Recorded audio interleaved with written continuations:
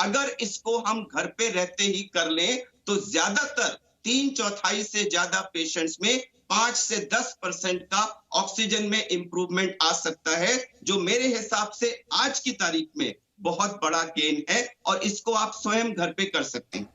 ठीक है डॉक्टर साहब, अब मैं आपसे गुजारिश करूंगा कि जिस प्रूनिंग के बारे में हमने इतनी चर्चा की है, एक बार अगर आप हमारे दर्शकों के लिए वो करके दिखा सकें जिससे उनकी बहुत मदद होगी, खासतौर से उन लोगों के लिए जिनका ऑक्सीजन लेवल डिप कर रहा है।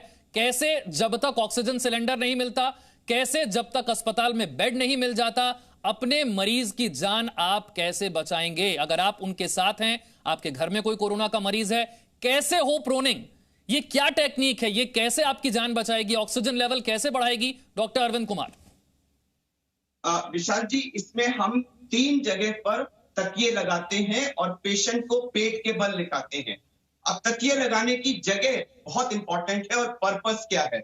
हम अपने को बेली डाउन यानी पेट के बल लिटाना है, लेकिन सबसे जरूरी चीज ये है कि हमारा पेट नहीं दबना चाहिए। हमारे रेस्पिरेशन में सबसे ज्यादा जो रोल होता है वो चेस्ट और पेट के बीच में डायाफ्राम होती है, उसके मूवमेंट का होता है। और अगर हमारा पेट दब गया तो डायाफ्राम का मूवमेंट इफेक्ट हो जाएगा। तो जब हम पेट के बल लेटे तो हमें तकिए लगा के ये इंश्योर करना है कि हमारा पेट न दबे।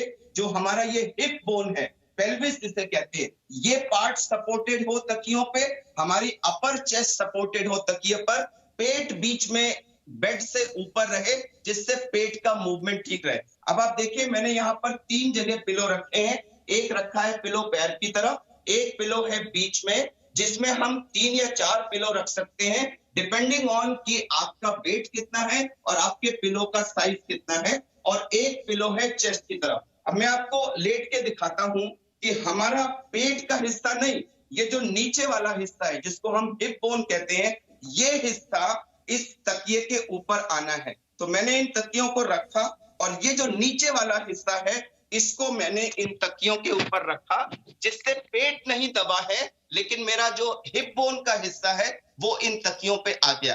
अब मैंने ये चेस्ट वाला तकिया लिया और इस तकिए को अपनी चेस्ट, जो अपर चेस्ट है, इसके नीचे रखा।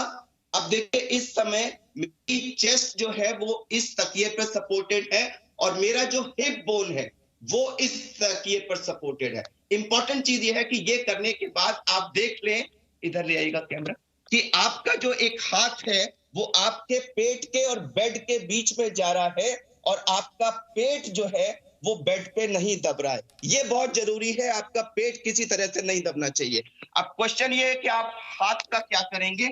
आप हाथ को ऐसे रख सकते हैं और अपनी थोड़ी आप इसके ऊपर रख सकते हैं।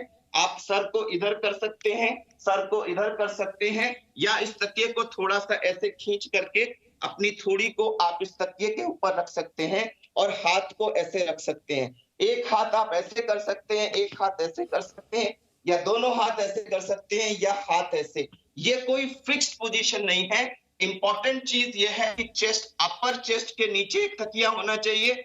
आपकी हिप बोन वाले एरिया में काफी तकिए हों जिससे आपका पेट जो है वो बेड पे किसी कीमत पे ना दबे, और एक तकिया पैर की तरफ है जिसपे हमारे पैर है। अब इस पोजीशन में हम लेट जाते हैं, अपने को कंफर्टेबल करते हैं। अगर आपने पल्स ऑक्सीमीटर लगा के किया है तो आधे घंटे के अंदर 5 से 10% का इंप्रूवमेंट आ जाएगा। हम ये रिकमेंड करते हैं कि इसमें आप अपनी आइडियल पोजीशन देख लें जिसमें आपको कंफर्टेबल लगे। 2-3 घंटे आप इस पोजीशन में लेटिए, उसके बाद फिर आप लैटरल पोजीशन में आ सकते हैं। मैंने ये तकिए हटा दिए, ये तकिया भी हटा दिया, और अब मैं लेफ्ट लैटरल पोजीशन में आ गया, यानी मेरी लेफ्ट साइड नीचे है और हाथ मैंने अपने एक कंफर्टेबल पोजीशन में रख लिए। अब 2 घंटे के लिए मैं लेफ्ट लैटरल पोजीशन में लेटा रहूं, थोड़ा बहुत आगे पीछे हो सकता हूं। उसके बाद मुझे राइट लैटरल पोजीशन में चले जाना है। मैं अपनी राइट साइड डाउन पोजीशन में आ गया और मैंने ये तकिया यहां लगा लिया और मैं राइट लैटरल पोजीशन में आ गया। तो 2-3 घंटे में बेली डाउन लेटा, 2-3 घंटे में लेफ्ट लैटरल में लेटा, अब मैं राइट लैटरल में लेटा हूं। उसके बाद मैं धीरे धीरे उठ के बैठ सकता हूं। ऐसे करके मैं बैठ गया और बैठ करके मैं थोड़ी सी चेस्ट की एक्सरसाइजेस कर सकता हूं। मुंह खोलिए, मुंह खोल के ऐसे गहरा सांस खींचिए और खींच करके उसको जितनी देर आप रोक सकते हैं रोक लीजिए। इस बीच में आप चेस्ट को मूव करिए, शोल्डर्स को मूव करिए, थोड़ा चेस्ट को ऐसे करिए, थोड़ा लेफ्ट राइट मूवमेंट करिए।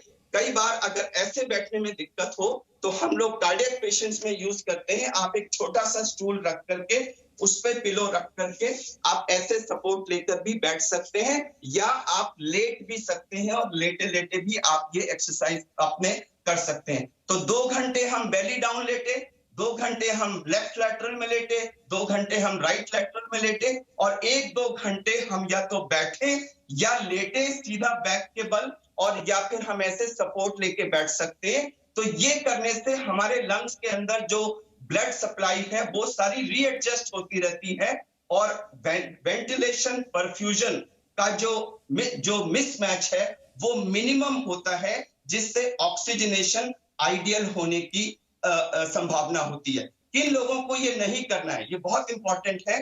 गर्भवती महिलाएं हरगिज ना करें।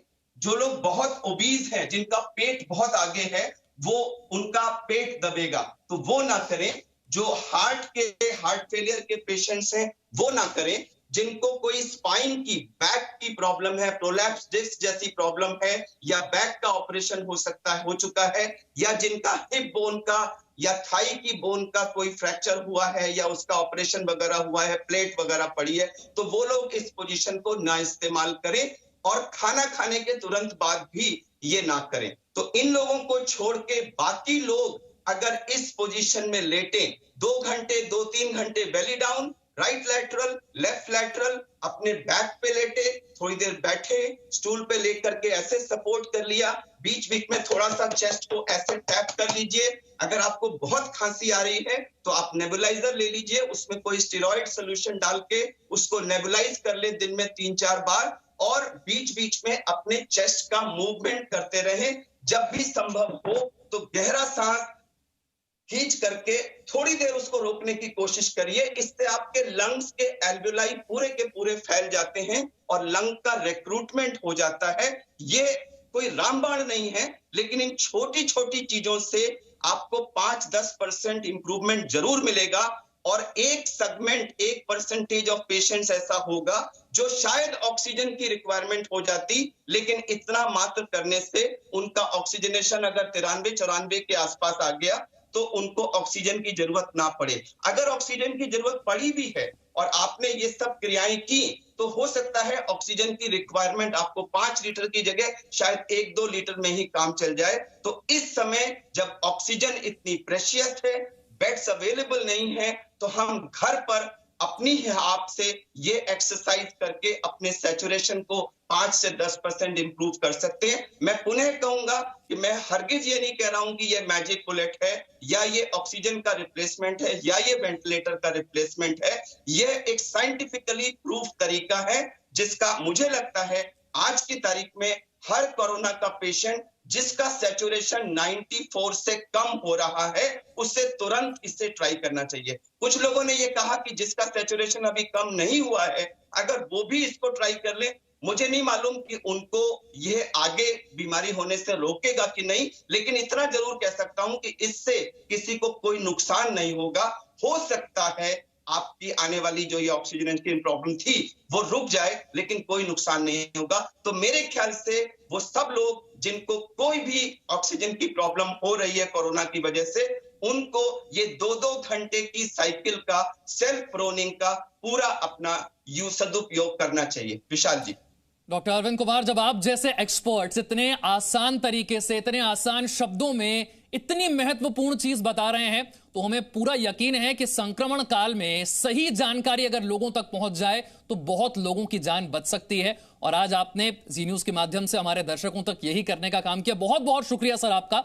आपने इतने अच्छे तरीके से समझाया कि संक्रमण काल में जब ऑक्सीजन लेवल डिप कर रहा है, ऑक्सीजन सिलेंडर नहीं मिल रहे, अस्पतालों में बेड नहीं मिल रहे, अपने मरीज की जान आप कैसे बचा सकते हैं। अपनी जान, अपनों की जान बचाने के लिए ये एक छोटा सा तरीका जो आज आपको डॉक्टर अरविंद कुमार ने करके दिखाया है। एक छोटा सा ब्रेक यहां पर ले रहे हैं।